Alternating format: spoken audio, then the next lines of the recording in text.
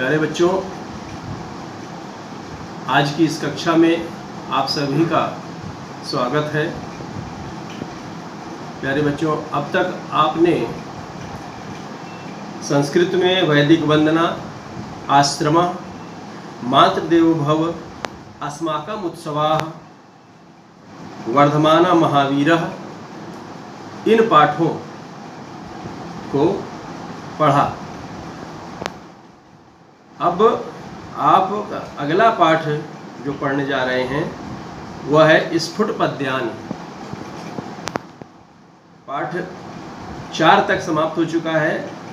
अगर वैदिक वंदना को लेकर के देखें तो 5 पाठ समाप्त हो चुके हैं, लेकिन चूंकि वैदिक वंदना की गिनती पाठ में नहीं है, इसलिए आज ये 5वां पाठ आपको हम बताने जा रहे हैं, जिसका अर्थ आपको बताने जा रहा हूँ।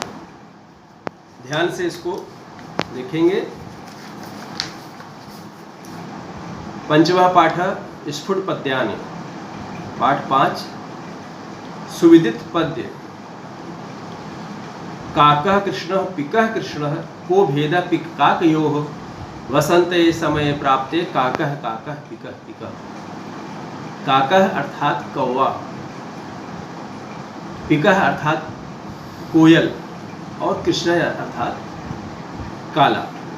कह रहे हैं कि कौवा और कोयल दोनों काले होते हैं।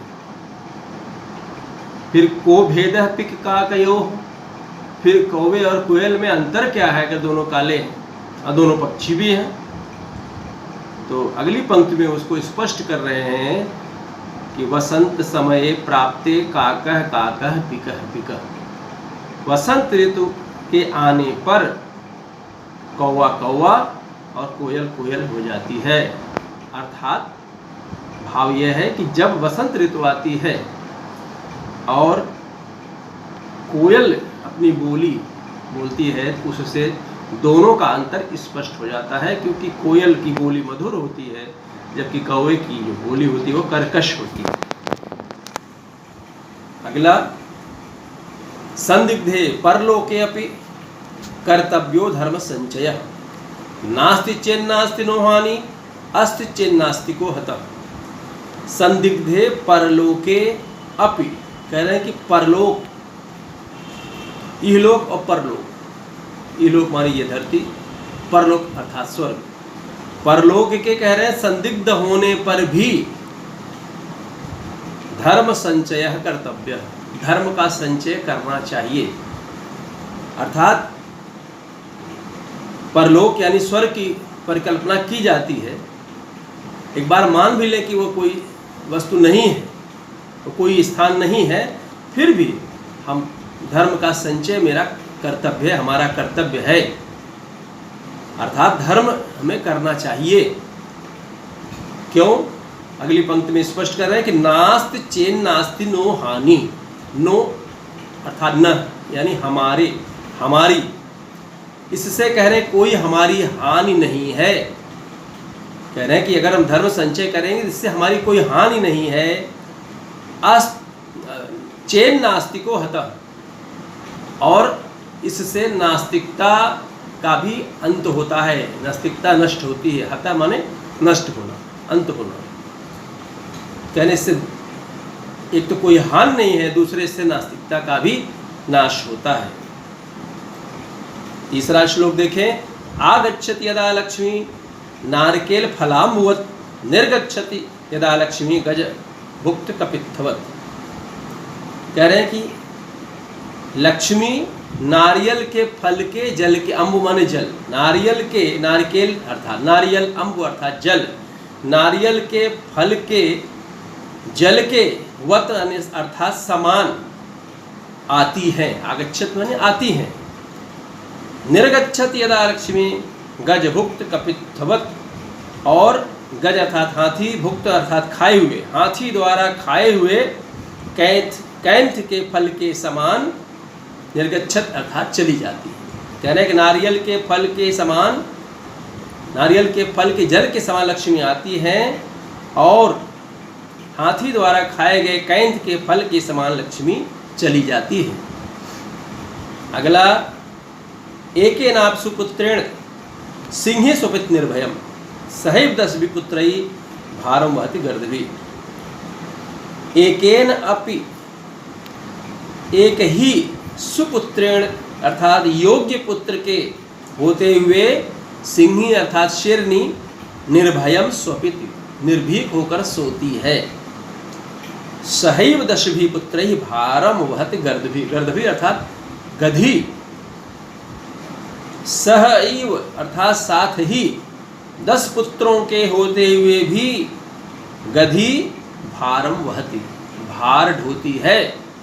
अर्थात यदि शेरनी के एक ही पुत्र है तो निर्भीक होकर के वो सो सकती है, लेकिन यदि गधी के 10 पुत्र भी हों तो उनके साथ साथ वो भी भार ढोती है। इसका भाव यह है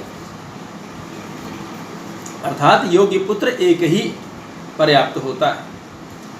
अगला 5वां श्लोक है आदानस्य प्रदानस्य कर्तव्यस्य कर्मणः क्षिप्रमक्रियमाणस्य कालः पिबत् तद्रसम्। आदानस्य प्रदानस्य कर्तव्यस्य च कर्मणः। आदान अर्थात लेना, प्रदान अर्थात देना, और जो भी कर्तव्य है अर्थात लेने देने का या जो भी हमारा कर्तव्य है, लेन देन हो अथवा कोई भी कार्य हो, जो भी कर्म है, जो भी कर्तव्य है हमारा, उसको समय से कर लेना चाहिए। क्यों? क्षिप्रम अक्रियमाणस्य कालः पिबति तदरसम। क्षिप्रम अर्थात शीघ्र, अक्रियमाणस्य न किया गया कार्य, यदि कोई कार्य हो शीघ्रता से नहीं, समय पर नहीं किया जाता, काल तद रसम पिबति। काल अर्थात समय उसके रस को पी लेता है।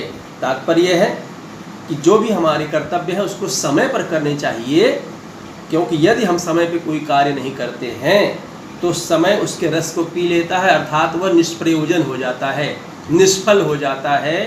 का वर्षा जब कृषि सुखानी, अर्थात यदि खेती सूख गई तो बारिश का कोई अर्थ नहीं है। उसी प्रकार से कार्य भी यदि हम समय पे नहीं करते हैं तो काल उसके रस को पी लेता है, अर्थात वह निष्प्रयोजन हो जाता है, निष्फल हो जाता है। आखिरी श्लोक देखेंगे वज्रादपि कठोराणि मृदून कुसुमादपि लोकोत्तराणां चेतांस कून विज्ञातुम अर्हति। वज्रात धन अपीति वज्रादपि, वज्र से भी, अपि माने भी, वज्र से भी कठोर, कुसुमादपि कुसुमात धन अपि, फूल से भी मृदुल अर्थात कोमल, वज्र से भी कठोर और फूल से भी कोमल। अगली लाइन कह रहे हैं कि लोकोत्तराणां चेतांस कोनु विज्ञातुम अर्हति।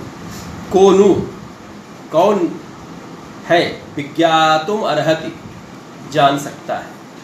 अर्थात कह रहे हैं कि जो ऐसे लोकोत्तर प्रतिभा के धनी होते हैं, जो असाधारण प्रतिभा के धनी होते हैं, उनकी योग्यता को कौन जान सकता है। ऐसे लोग जिनका व्यक्तित्व वज्र से भी कठोर और फूल से भी अधिक कोमल होता है, ऐसे लोकोत्तर प्रतिभा अर्थात असाधारण प्रतिभा के व्यक्ति को भला कौन जान सकता है, अर्थात उन्हें जानना कठिन होता है। इसी के साथ इस पाठ का जो हिंदी का अनुवाद था वो समाप्त होता है। बच्चों, इसके साथ साथ एक और आपसे अपील करना चाहूँगा कि इस समय आप अपने घरों में कैद हैं कोविड-19 को लेकर के, और लॉकडाउन का तृतीय चरण चल रहा है। तो ऐसी स्थिति में अपने घर पे ही रहें, घर पर रहेंगे सुरक्षित रहेंगे। घर पर रह करके अपनी दिनचर्या सही रखें, समय पर उठें, समय पर काम करें, सुबह योगाभ्यास करें और पठन पाठन करते रहें, ताकि अपनी पढ़ाई का भी नुकसान न हो, क्योंकि विद्यालय अभी खुलने में हो सकता है समय लगे। इसी के साथ में आज की अपनी बात समाप्त करता हूँ। धन्यवाद।